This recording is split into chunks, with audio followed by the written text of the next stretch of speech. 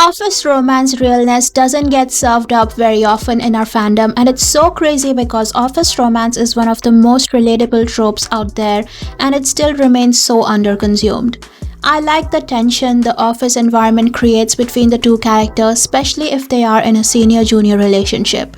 I also love how they have to hide their affair from other people in the office, and so that added element of secrecy makes the drama more fun and entertaining to watch. So in this video today, let's count down my top 10 best office BLs of all time. Which BL do you think would be my number 1?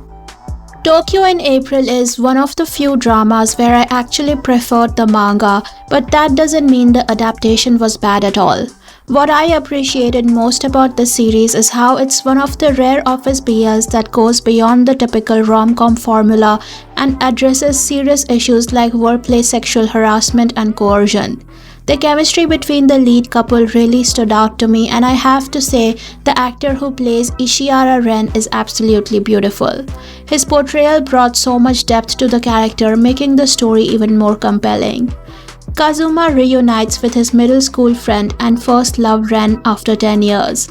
Ren, now a top designer, hides his feelings and sexuality, fearing rejection, but their bond rekindles one night.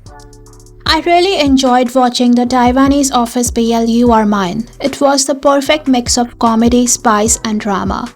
Honestly, it could have easily been cringy and unbearable, but Xiao Hung, who plays the secretary Yao Shunyu, made the character his own. He portrayed him with such ease and realism that even the cringy writing became endearing and funny to me. I also love the power dynamic trope where the boss abuses his authority over the employee, so this show was right up my alley. Yao Shunyu, an optimistic new secretary, struggles under demanding general manager Xia Shangju. Despite initial tension, Shunyu stays and their relationship evolves from conflict to unexpected connection and chemistry. Li Cheng and Tang Tang were hot as hell, and their transition from being friends and co-workers to lovers was such an entertaining watch. I love how Li Cheng was so into that Fujoshi girl at first, but after that sizzling hotel room bath incident with Tang Tang, his heart stirred for him and he couldn't focus on anyone else. I love how aggressive he was in his pursuit for Tang Tang and made sure Tang Tang knew that he could only have him and no one else.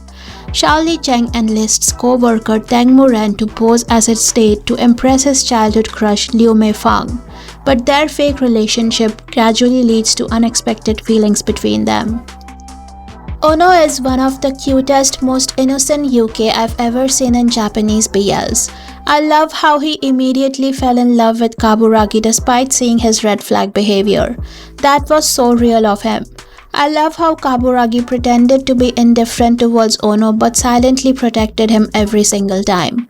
Not one episode of the series was boring to me, and I like how they also expose some dark secrets of the Japanese entertainment industry.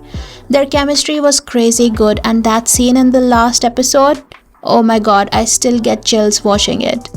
Satoshi Ono, an ethical reporter, is paired with unruly photographer Matoharu Kaburagi for celebrity stakeouts. Though rivals at first, their clashes soon give way to unexpected romantic feelings as they work together. It's wild how No Touching at All doesn't get nearly enough recognition despite being one of the most impactful Japanese BL romance movies ever. The depth in Shima and Togawa's relationship is so memorable, especially because of how they heal each other from their traumatic past through love and acceptance. I love how Togawa's tough exterior leads everyone to assume he's straight, yet from the moment he met Shima, he was instantly attracted to him. That line where Togawa said that ever since he laid eyes on Shima, he wanted to do unspeakable things to him lives in my head rent-free all the time. On his first day at work, Shima meets his hungover boss Togawa. Despite Togawa's rough demeanor, Shima is drawn to his hidden kindness, though both struggle with painful pasts and healing. I'm always skeptical when GMM TV adapts a popular Japanese series because they always ruin it, but Cherry Magic was such a pleasant surprise. It was an adaptation done right, staying true to the manga in every detail, even more so than the Japanese version. Tae New embodied Karan and Achi so perfectly, it felt like the manga character had come to life. I also appreciated how they seamlessly adapted the Japanese cultural nuances into Thai setting, making it feel authentic yet still rooted in its original charm. The kisses gave me goosebumps and every interaction was so heartwarming. Archie, a 30-year-old virgin, gains the ability to read minds through touch. He accidentally discovers his perfect colleague Karan has feelings for him, prompting Archie to distance himself to avoid complicating things. What I love most about this series is how grounded it is. There's no over-the-top drama, just pure subtle realism in the office setting and the dynamics between the boss and subordinate. The understated nature of their relationship is what makes it so special, as they maintain their dignity despite their growing feelings for each other. It's such a beautifully crafted story that feels calm and warm throughout, yet it's so underrated. More people need to appreciate it. The acting, the chemistry, and the plot are all top-notch, making it one of those rare gems that leave a lasting impact without needing to shout. Song-yoon, a late-20s virgin, lands his dream internship only to meet his cold yet irresistible boss Kim Jong-chan. As their attraction intensifies, will they manage to keep things professional? Standing at number 3 is possibly the best BL of last year, Our Dating Sim. It's a standout BL that showcases how impactful a series can be even on a budget. The focus remains solely on the main couple and their developing relationship, free from distractions like unnecessary side characters or convoluted subplots. The chemistry of the main couple is what sells this show for me. From the way they look into each other's eyes to the way their ears get extremely red when their faces are close together gave me major butterflies. I also appreciated that they portrayed real work dynamics in the office unlike other typical office BLs. This is a story about what happens when two men who have been friends since school days meet again at work and create a dating simulation game. No matter how many office BLs I watch, Cherry Magic will always hold a special place in my heart. It beautifully illustrates how incredible the chemistry between two actors can be without relying on physical intimacy or kisses. Akaso Iji's portrayal of Adachi is so endearing and charming that I fell in love with him from the very first episode. Machida Kita's depiction of Kurosawa is equally captivating and I adore how warm and homey the cinematography feels. This show is so iconic that I remember every dialogue and scene by heart, which is rare for someone with the ADHD brain. That's how precious this BL is to me.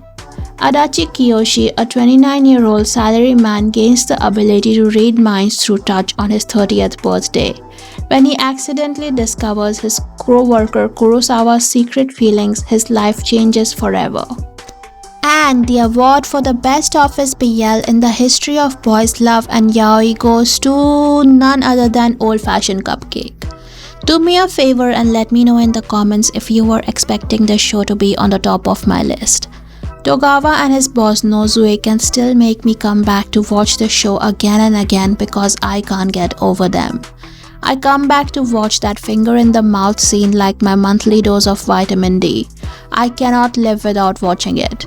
There was just so much need and hunger in that scene, and the fact that Nozue's primal instinct was not to defend or push him away but to take every single kiss and finger that Togawa was giving him drives me insane for some reason. Their relationship was heartwarming as much as it was sensual.